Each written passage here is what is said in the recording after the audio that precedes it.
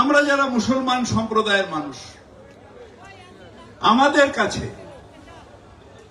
সব ধর্মের মানুষ তাদের ধর্ম আচরণ আমাদের কাছে গুরুত্বপূর্ণ। ঠিক সেইভাবে আমাদের নিজেদের ধর্ম আচরণ, আমাদের নিজেদের নামাজ রোজা, আমাদের নিজেদের মসজিদ রক্ষা করা, আমাদের নিজেদের দরগা রক্ষা করা, মাদ্রাসা রক্ষা করা, এটাও আমাদের কাছে কর্তব্য। এবং এইটাকে প্রথম দিন থেকে লঙ্ঘন করছে বিজেপি। যখন বাবরি মসজিদ ভাঙা হলো, আমাদের হৃদয়ের মধ্যে যে বিশ্বাস, সেই বিশ্বাসটাকে ভাঙা হলো। তার পরবর্তীকালে যখন হাইকোর্ট, সুপ্রিম কোর্ট রায় দিল, আমাদের মুসলিম সমাজ মেনে নিল যে ঠিক আছে, সুপ্রিম কোর্ট রায় দিয়েছে। কিন্তু আমরা যারা মুসলিম সম্প্রদায়ের মানুষ এবং যারা হিন্দু সম্প্রদায়ের মানুষ, যারা সেকুলার, তারা আশঙ্কিত হয়ে গেলাম যখন দেখলাম সেই সুপ্রিম কোর্টের চিফ জাস্টিস রাজ্যসভার মেম্বার হলেন, আরেকজন তার প্যানেল জাস্টিস তিনি একটা গভর্নর হয়ে গেলেন। এইভাবে তাদের যখন আবার রিঅ্যাপয়েন্টমেন্ট হলো রিটায়ারমেন্টের পরে, নিশ্চিতভাবে আমরা আশঙ্কিত হয়ে গেলাম যে সত্যিকারের কি জাস্টিস হয়েছিল, সত্যিকারের কি বাবরি মসজিদ ভাঙার পরে আমাদের যে আশঙ্কা ছিল সেটা হয়েছে। তবুও সর্বোচ্চ আদালত বলেছে আমরা ভারতীয়, এবং সর্বোচ্চ আদালত আমাদের কাছে অত্যন্ত পবিত্র, আমরা সেটা মেনে নিলাম। তারপরে দেখলাম একটার পর একটা উস্কানি, কখনো রেমপাপি মসজিদ, কখনো সম্বল মসজিদ, এরা সবাই সেখানে কোথাও বলা হচ্ছে শিব মন্দির ছিল কখন না বাবর যখন এসছিল তখন, কখনো বলা হচ্ছে যে এখানে অন্য মন্দির ছিল যখন বাবর এসছিল। কেন? তখন ভারতবর্ষে এত জায়গা ছিল, হঠাৎ সেই শিব মন্দির ভেঙে সেখানেই মসজিদ হলো। এটা কেন হবে? শিব মন্দিরের জায়গা থাকবে, এত জায়গা তো তখন খালি ছিল। তখন তো যখন বাবর এসেছিল তখন বোধহয় 10 কোটিও পপুলেশন ছিল না। তাহলে এত জায়গা ছিল, সেখানে না করে মন্দিরের মধ্যেই করতে হলো। এইটা বিশ্বাসযোগ্য নয়। এটা শুধু হচ্ছে কমিউনাল ফ্লেয়ার আপ করার জন্য, ভারতবর্ষে যে হিন্দু মুসলমানের ঐক্য, সেই ঐক্যটাকে নষ্ট করার একটা পরিকল্পনা এখানে করছে এই বিজেপি এবং বিজেপি সরকার। তারা এই পরিকল্পনা করছে। কেন? কেন বিভিন্ন জায়গায় একটা মানুষ কি খাবে, একটা মানুষ কি পড়বে, উত্তরপ্রদেশে বা মধ্যপ্রদেশে বা বিভিন্ন জায়গায় কেন তাকে জবাবদিহি করতে হবে যে কি খাবে? শুধু খাবে নয়, যদি বাড়িতে চিকেন থাকে তাও সংখ্যালঘু হওয়ার দোষে তাকে পিটিয়ে মেরে ফেলা হবে। কেন মানবাধিকার লঙ্ঘন হবে এই সরকারের সময়? কেন মানবাধিকার লঙ্ঘন হবে? আমরা ভারতীয় নই? আমরা ভারতবর্ষের মাটিতে জন্মগ্রহণ করিনি? আমরা এই মাটিতে জন্মগ্রহণ করেছি, যেটা বারবার করে বলি, আজকে আবার বলছি। হ্যাঁ, একজন হিন্দু ভাই, সেও এই মাটিতে জন্মে গঙ্গায় বিলীন হয়ে যাবে। আর যেদিন আমি মারা যাব, সেই দিন এই ভারতবর্ষের 6 ফিট মাটিতে আমার কবর হবে, আমার দেহ এই ভারতবর্ষের মাটিতে বিলীন হয়ে যাবে। আমি ভারতীয় নই?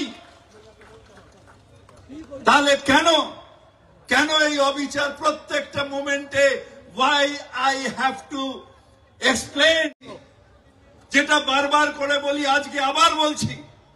হ্যাঁ, একজন হিন্দু ভাই, সেও এই মাটিতে জন্মে গঙ্গায় বিলীন হয়ে যাবে। আর যেদিন আমি মারা যাব, সেই দিন এই ভারতবর্ষের 6 ফিট মাটিতে আমার কবর হবে, আমার দেহ এই ভারতবর্ষের মাটিতে বিলীন হয়ে যাবে। আমি ভারতীয় নই? তাহলে কেন কেন এই অবিচার প্রত্যেকটা মোমেন্টে? why I have to explain, কেন আমি বারবার করে জবাব দিতে হবে? কেন প্রমাণ করতে হবে যে আমি ভারতীয়? কেন প্রমাণ করতে হবে যে ভারত মাতার জয়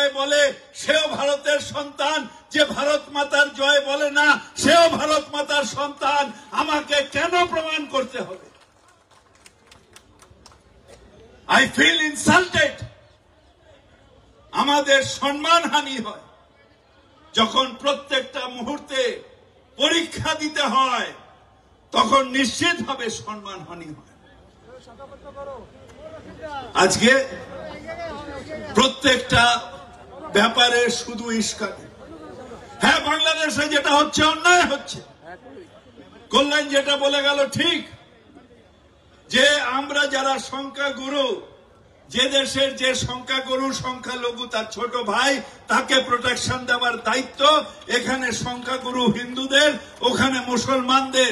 সেটা যদি না করে থাকে অন্যায় করছে।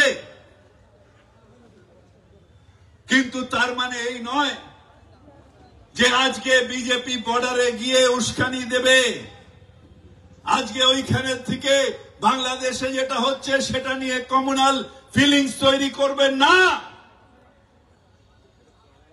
বাংলাদেশে যেটা হচ্ছে অন্যায় হচ্ছে, আমরা সবাই উদ্বেগ। আর ওখানে শুধু সংখ্যালঘু খুন হয়নি, ওখানে একজন ফিল্ম পার্সোনালিটি খুন হয়েছে, ডাইরেক্টর খুন হয়েছে, ওই রাত্রিরে অনেক সংখ্যা মুসলিমরাও খুন হয়েছে। এই সরকারের এখন যে সরকার, তার নিষ্ক্রিয়তার জন্য অনেক খুন হয়েছে, কিন্তু তার প্রতিবাদ নিশ্চিতভাবে করা উচিত।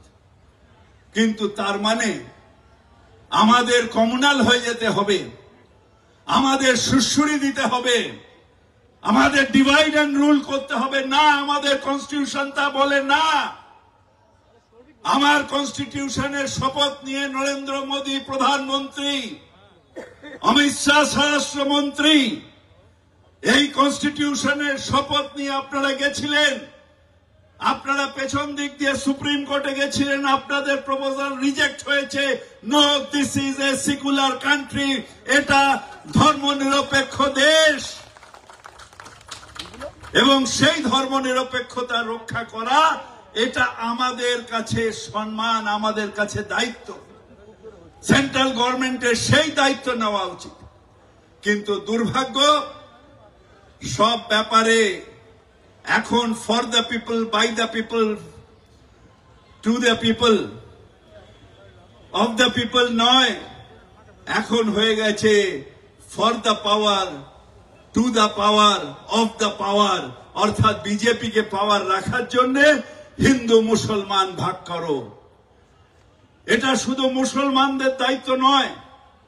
আমরা যারা বাংলার মানুষ, এই ডেভিডের মতন মানুষ, জয়প্রকাশ দার মতন মানুষ, তাদের কর্তব্য হয়ে দাঁড়িয়েছে, যারা সেকুলার রেলিংস আছেন, মমতা বন্দ্যোপাধ্যায়ের পাশে দাঁড়িয়ে ধর্ম নিরপেক্ষতার রক্ষা করা, এটা আমাদের কাছে কর্তব্য হয়ে দাঁড়িয়েছে।